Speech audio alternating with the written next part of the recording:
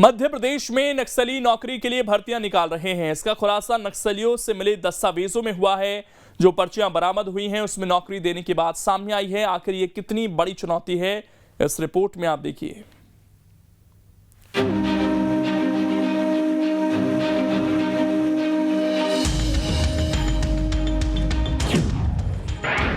नक्सलियों ने निकाली भर्तियां, पुलिस के लिए क्या हैं चुनौतियां? ये सवाल इसलिए क्योंकि मंडला में सुरक्षा बलों को जानकारी हाथ लगी है, वो बेहद चौंकाने वाली है। मुठभेड़ में मारे गए नक्सलियों के पास से जो दस्तावेज मिले हैं वो चिंता पैदा करने वाले हैं। कई ऐसी पर्चियां मिली हैं जिनमें नक्सली युवाओं को नौकरी का ऑफर दे रहे थे। पीपल्स लिबरेशन गुरिल्ला आर्मी में शामिल होने के लिए नक्सली अभियान चला रहे हैं। दरअसल सुरक्षा बलों को ये सूचना मिली थी कि कान्हा टाइगर रिजर्व के आसपास बड़े पैमाने में नक्सलियों का जमावड़ा है। इसके बाद जब सर्च ऑपरेशन चला तो नक्सलियों ने फायरिंग शुरू कर दी, जिसके बाद मुठभेड़ में 2 नक्सलियों को ढेर किया गया। इसका शरह में जो है ना, जो यहाँ के बेसिकली जो पुलिस अधीक्षक कमांडेंट हॉक और उनकी टीम, मैं पूरा श्रेय उनको देता हूँ कि इतने प्रोफेशनल तरीके से दोनों ऑपरेशन को अंजाम दिया गया।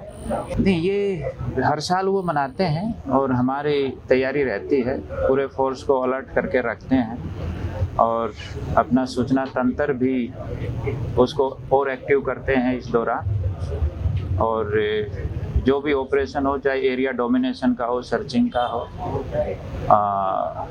उसको सूझबूझ तरीके से करते हैं। ये बैनर पर पोस्टर बेसिकली वो इस तरह की अपील करते ही हैं। जब भी आपको बैनर पोस्टर मिलेंगे उनकी एक अपील ये रहती है। कहा जा रहा है कि कान्हा टाइगर रिजर्व में 100 की संख्या में नक्सलियों का जमावड़ा है।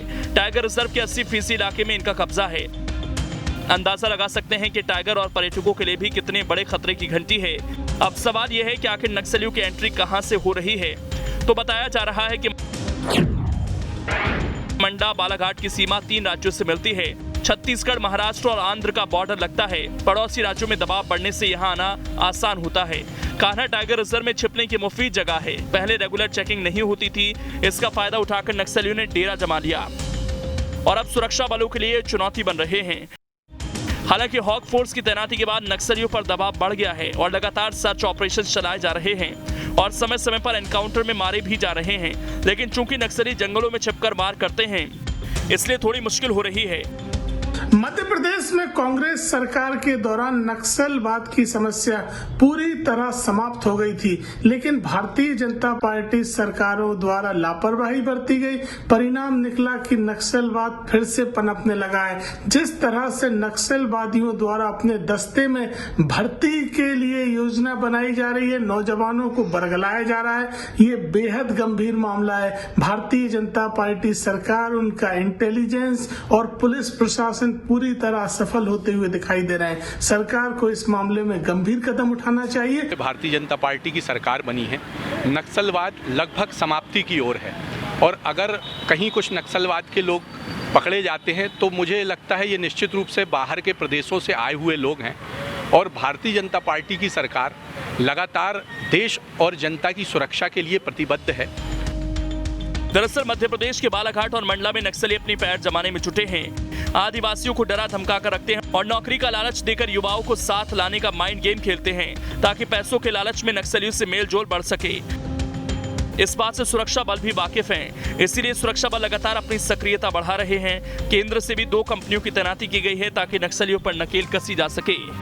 मध्य प्रदेश के सीमावर्ती इलाकों में पिछले कुछ दिनों में हुए घटनाक्रम ने इस बात को साबित कर दिया है कि नक्सलियों के लिए मध्य प्रदेश एक बार फिर मुफीद जगह बनती जा रही है। छत्तीसगढ़ के बाद मध्य प्रदेश के कुछ जिले ऐसे हैं जहां लगातार नक्सलियों का मूवमेंट देखा गया है। अब ऐसे में नक्सली अगर अपना दायरा बढ़ाते हैं तो निश्चित तौर पर ये सरकार के साथ साथ पुलिस के लिए भी एक बड़ी चुनौती बन गई है। साथ साथ मध्य प्रदेश की सुरक्षा पर भी सवालिया निशान लग रहे हैं, क्योंकि अगर नक्सली छत्तीसगढ़ जैसे एक्टिव मध्य प्रदेश में हो जाते हैं तो निश्चित तौर पर मध्य प्रदेश के लिए एक ये बड़ा सवाल है। Durgesh Kumar, team news state. अब इसमें खबर तो यह है कि देश में सबसे ज्यादा बाघ कान्हा में हैं। कान्हा टाइगर रिजर्व में बाघों की संख्या 100 से ज्यादा है। हर साल करीब 2 लाख पर्यटक आते हैं। ऐसे में नक्सलियों का होना खतरे की घंटी हो सकता है।